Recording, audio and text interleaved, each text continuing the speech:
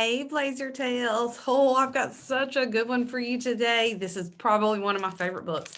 This is called Bloom by Kenneth Oppel. This is a trilogy. This is the first book in the trilogy. A trilogy is three. So this is called The Overthrown. This is book one.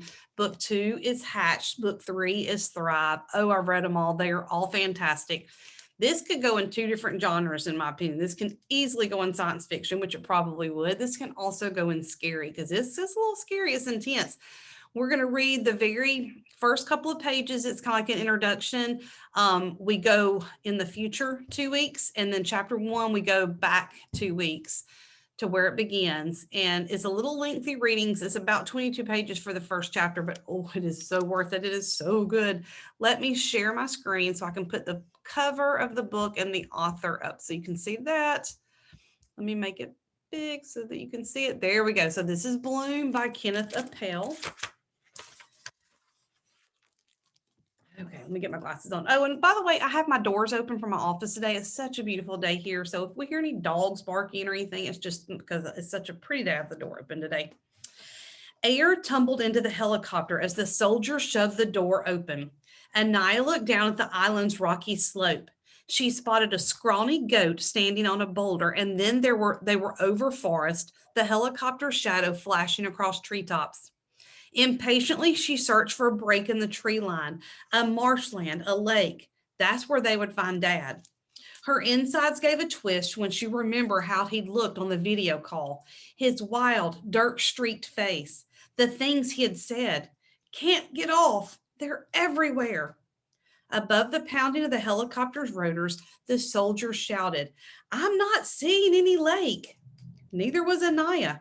Her eyes skidded anxiously across the forest. Thought you knew where this place was, the soldier sounded testy. I do. It's sort of bean-shaped. I've seen pictures. You said you'd been there. It was a while ago, years ago, actually, when she was just 5. It's on the northeast end of the island, she said. Should have seen it by now, the soldier told her. This place isn't that big. It can't have just disappeared, Anaya said firmly. One more circle, the soldier told the pilots over his headset. Anaya shook her head in frustration. It should be right here. All I see are trees, said the soldier. Anaya stared down, then stared harder. Cold electricity prickled across her skin. Those aren't trees, she said. And then the helicopter dropped suddenly, like something was yanking it from below. Oh, and then we're going to go, and it says 2 weeks earlier. So we're in 2 weeks earlier. Chapter 1, Anaya. Anaya woke up blind. With a sigh, she touched her fingertips to her eyelids, glued shut. She sat up in bed and sneezed 7 times in a row. The inside of her nose was granular with dried snot. She stood and expertly felt her way to the bathroom. She found the stack of washcloths by the sink and turned on the hot water. The first few times she'd woken up like this, she had freaked out. By now, she was used to it, especially in the height of spring allergy season.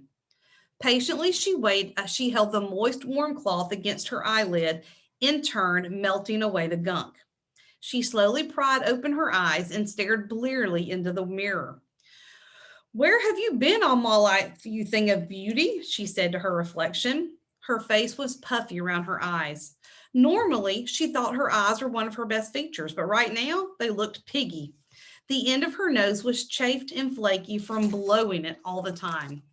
To jazz things up just a little more, a new bouquet of pimples had blossomed across her skin. The fading echo of a headache pulsed in her skull and reminded her of last night's dream. It was the one she'd had many times. She'd been running really fast and it was exhilarating, even if she did always seem to leave her head. Wait, start there. Even if it did always seem to leave her with a headache. She opened the crammed medicine cabinet. Special cleansers and ointments for her acne, extra puffers for asthma, plastic vials of monster pills for her allergies. She slugged back 2. This was definitely a 2-pill day. Anaya started to wash her face, then stopped. What was she doing? She wanted to look as rough as possible. She should have left at least one eye glued shut. She dragged herself down to the kitchen, trying to shamble like a hunchback. With her nose plugged up, it was pretty hard to smell anything, but she could definitely smell the toast. She imagined a piece of thin, crisp bread with just a swipe of butter and some marmalade soaking into the glistening surface. She loved toast before she became allergic to practically half the food on earth. Mom was already in her uniform, loading her breakfast things into the dishwasher.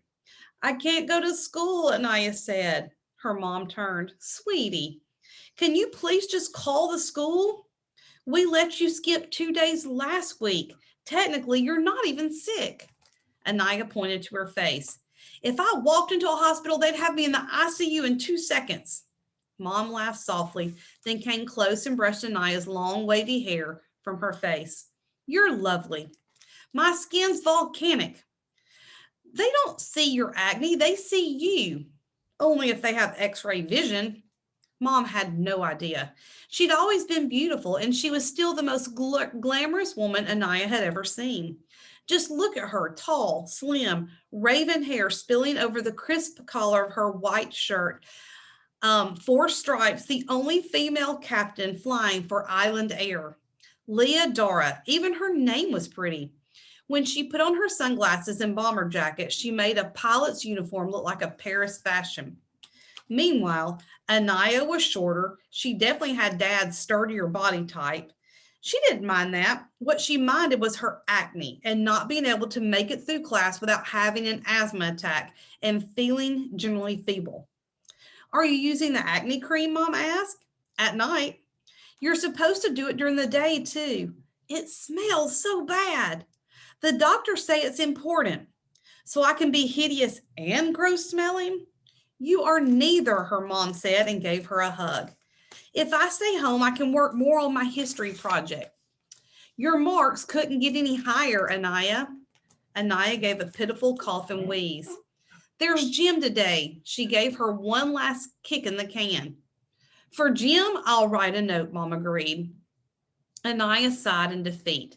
Mom was not letting her off of school today. Dad, on the other hand, might. I've got to go. There's moong dala chila warming in the oven, Mom said. Tell Dad not to forget the chutney. Thanks. Anaya knew that Mom herself preferred scrambled eggs and toast for breakfast, but for Anaya, she often made the lentil pancakes, folded over with paneer inside. Lentils were safe, and even though she was lactose intolerant, for some unknown reason, paneer was one of the few cheeses she could handle. Also, the pancakes were delicious. Mom adjusted the knot in her black tie. I'll be back for dinner. Anywhere good today? Mom flew float planes, usually de Havilland Beavers, and most of the runs were between Victoria and Vancouver, but there were also plenty of charters between the Gulf Islands and even farther north. I'm bringing back a group that was sport fishing off of Sonora. I'll probably come home smelling like salmon. She hastily wrote a note on the pad by her phone and handed it to Anaya. It gets better, she said, kissing her on the forehead. See you, sweetie. She wanted to believe her mother. She wanted to believe that one day she'd bloom. She imagined a dull flower suddenly opening its petals, and they were dazzling. And everyone would look up from their phones and whip out their earbuds and gasp and say, where did that come from? And I've never seen anything so beautiful. She smiled at the fantasy and grabbed an apple from the fruit bowl. Cutting it in half, she popped it into the microwave for 45 seconds. If she ate it raw, she got bumps all over her lips and a really itchy tongue. Basically, she was allergic to everything: gluten, eggs, milk. She was allergic to smoke and dust. There were entire months she was allergic to. April was tree pollen, and May too. June was grass. July was still grass, and also mold spores. And then August and September were ragweed. It hadn't always been like this, just the last couple of years. Now her picture was plastered all over the staff room like a wanted poster, alerting teachers to her food allergies and telling them where her EpiPens were. Anaya carried one with her everywhere. She spooned some honey into her mouth. Someone had told her that local raw honey was a good way of curing allergies because it exposed you slowly to the pollens in your area.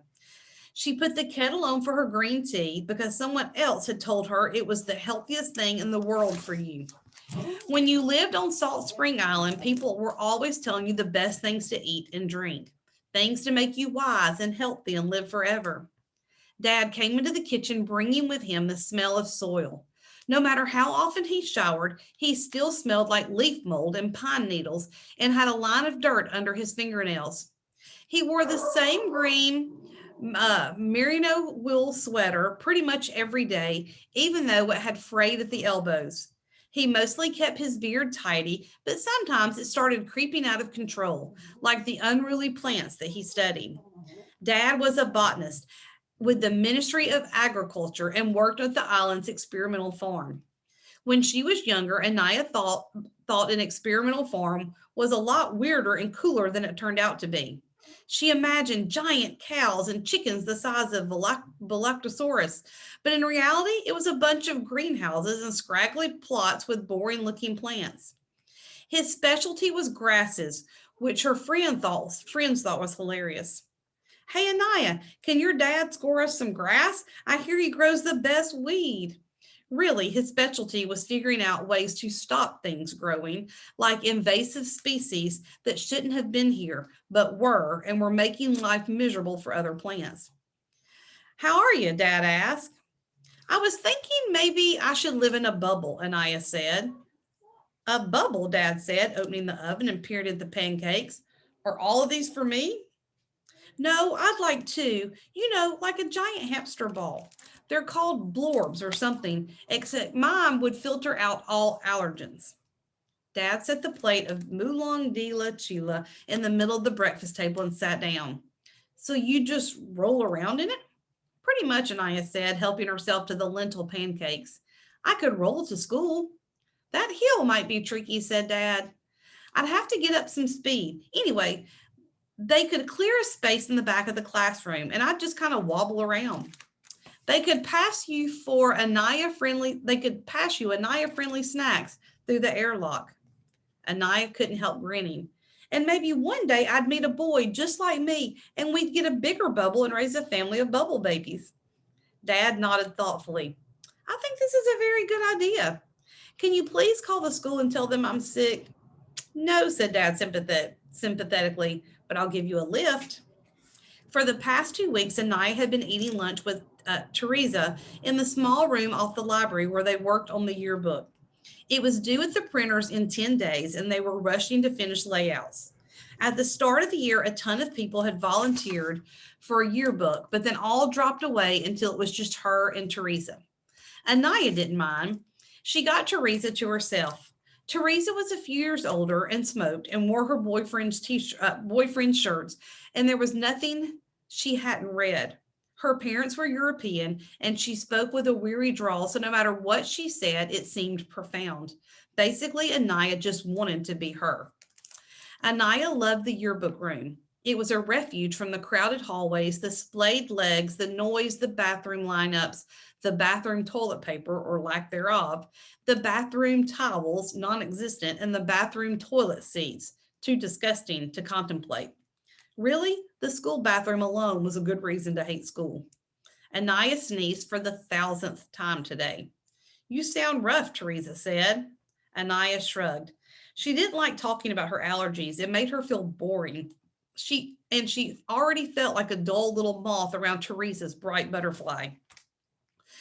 My aunt, she has wicked allergies, Teresa said. And you know let me start over. And you know what she said helped?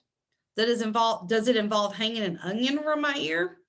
Teresa smiled slyly and tapped a cigarette from her pack. She lit it with her Zippo. It had a picture of a jeweled skull on the side, then opened the window, leaned out, and released a plume of smoke from between her lips. Turning back, she offered the cigarette to Anaya. You're kidding. I know it sounds crazy, Teresa said, but my aunt said it used to smooth her throat. Maybe relax it or something. It makes no sense. Nope. Anaya had never smoked. Anyone said it was one of the worst things you could do to your body. She also hated the smell, but when Teresa raised her eyebrow in that way she had, Anaya took the cigarette. She leaned far out the window, sneezed 3 times in a row, and looked around to make sure that no one was watching. The sky was low with dark clouds. Definitely rain was coming. Quickly, she lifted the cigarette to her lips and took in a long, hard suck, and almost immediately was sputtering and hacking. Teresa took the cigarette from her hand and stubbed it out in the brick. Anaya sat back down, eyes streaming. Okay, I'm sorry, that was a stupid idea, Teresa said. Anaya dabbed at her eyes with a tissue. She took a deep breath through her mouth and exhaled. The rain came suddenly, battering the glass, drumming against the school roof. Geez, Teresa said, shutting the window. Anaya was glad. The rain tampered down all the pollen and made life easier. On the computer, she scrolled through the class photos to make sure they had gotten everyone. I'm all done with this, Teresa said. This is a big word for Teresa. It didn't mean just Yearbook. It meant the entire school. It meant the whole island. Next fall, she was headed to the university in Toronto. Anaya wondered if Teresa would miss her as much as she was going to miss Teresa. She'd be making new friends and meeting interesting people from all over the world. Teresa's eyes flittered weirdly over the class photos. These boys, no, just no. What about Fleetwood? Teresa asked. What about Fleetwood? Teresa was her only friend to have a boyfriend. Teresa gave a small, dismissive wave of her hand. Oh, Fleetwood. He seems pretty nice, Anaya said, even though he came across as a bit dopey and was named after a band from the 1970s. I mean, what's it like to have someone just look at you that way? Teresa sighed. I know, it's terrible. So much neediness. There was a quick knock at the door and it opened and Fleetwood himself bounded in. With his shaggy hair and big hands and feet, he always reminded Anaya of an oversized puppy. You've got to see this, he said. Fleetwood, no, Teresa said. Remember, we talked about this. This is Yearbook time. Can it be Fleetwood time for just a second? He leaned between them with his phone so they could watch the video. Kangaroo fighting. Oh, Fleetwood, Teresa said sadly. Anaya had to admit the kangaroos were impressive. Standing upright, they looked uncannily human. The slope of their shoulders, the muscles in their upper arms, their chest, it was actually a bit creepy. Then she noticed their feet. It looked like they only had 3 toes, and in the middle was one much longer than with a wickedly pointed claw. Look at these guys, said Fleetwood. They're totally pumped. Look at their biceps. Okay, wait for it, check it out. The bigger kangaroo jumped straight up and seemed to balance in midair. Was he actually balanced on the tip of his tail? Then kicked out with both feet and slammed into the other kangaroo in the stomach. Anaya winced. At least it hadn't drawn blood. Can you believe that? Fleetwood exclaimed. That was very nice, said Teresa. But Anaya and I have work to do. Go play now, Fleetwood. Go find that boy with the baseball cap you like. See you, Fleetwood said, and kissed her on the mouth. After he left, Anaya turned back to the monitor. In one of the class photo layouts was a blank rectangle. Teresa tapped the screen. We need a picture of that new boy. He missed photo day. Seth Robertson. He'd arrived just a couple of months ago. No one knew much about him except he was a very quiet and kind of odd looking and always wore long sleeve shirts and a hoodie, even in gym class. He was being fostered by Mr. and Miss Antonis, which had the organic vegetable farm. Teresa looked at Anaya. Can you go get a picture, please, of this boy? It was Anaya's turn to sigh. She hated waiting out into the hallways, especially when she looked like an extra from a horror movie. Please don't make me go out there, she said. I'm going to tell you something, Teresa said. She looked right and left as if she were going to impart a big secret. In a hushed voice, she said, You're way cooler than you think. No, Anaya said, but she desperately wanted to believe it. Really? Yes, now go out there. You take better pictures than me. Anaya laughed, still glowing from Teresa's praise. She stood and grabbed the camera. Outside of the library, shoulders hunched as if fighting a gale-force wind, Anaya chartered down the course through the crowded hallway. Todd Salter and some buddies of his were goofing around at the water fountain, splashing each other. She gave them a wide berth, but heard a small cry behind her. When she looked back, Petra Summer was brushing some water droplets from her neck. Oh my God, said Rachel, Petra's surgically attached friend. Are you okay, Petra? Does someone have a tissue? Petra needs a tissue. Already a little crowd of super concerned kids was forming around Petra, offering tissues. Way to go, Todd, said Rachel, who could make any name sound like the worst smelling thing in the world. You know she's allergic, right? Oh man, Todd said, did I get her? Todd looked like a dog that had just been caught taking I'm sorry. Todd looked like a dog that had just been caught taking a poo on the coffee table. Guys, I'm fine, Petra said, doing that pouty thing with her lips that the guys liked. She was very pretty and wore her blonde hair in a pixie cut. Anaya had read that if you had a beautiful face to carry it off, and Petra Summer definitely did.